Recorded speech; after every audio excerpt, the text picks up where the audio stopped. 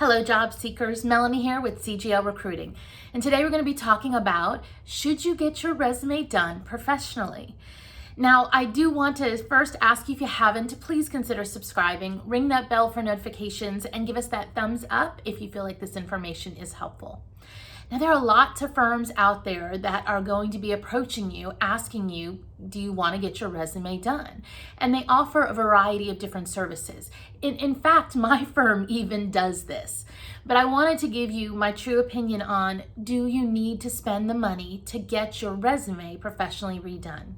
And as a job seeker, if you are not in cash conservation mode, you need to be. You have no idea how long this job search is going to last. So any dollar that you spend, you need to make sure that you're spending it as wisely as you possibly can. Now, can resume services help you? Well, yes, they absolutely can. But there are loads of free resources out there.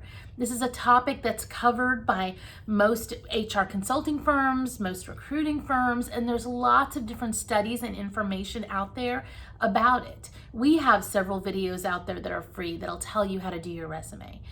Here's my concern with using a resume service. If you do choose to do one, make sure that you are doing as much research on that firm and that individual as possible.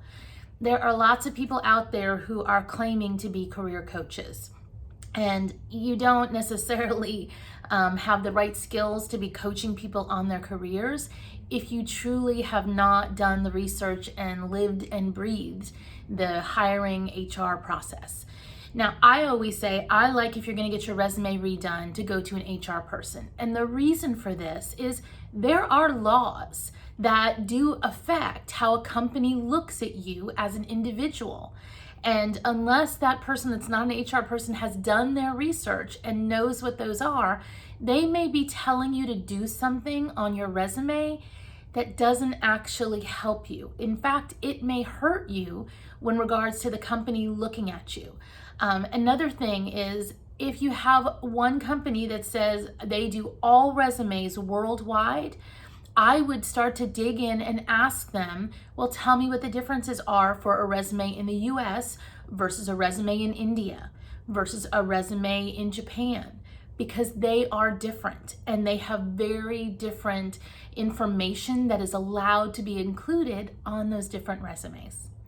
The other thing that I would definitely look at, if you choose to go this path and choose a resume service, make sure that when you're looking at the individual, that this isn't something they jumped into 6 months ago, that they have some basis for fact for knowing how all of the systems that, for good or for bad, exist nowadays in the recruiting world, that they know how they work.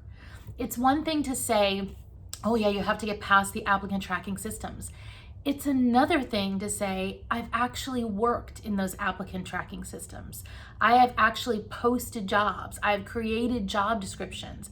I understand the nuances of how these work and how they are viewed through the system into the company. So if you do choose to do one, please make sure you do your research. I get lots of people coming to me with these resumes that look very flashy and have all these things on them and will completely fail through an applicant tracking system. Or I have ones that give these huge margins, which is an absolute no-no on resumes, and I'm going to explain that in another video.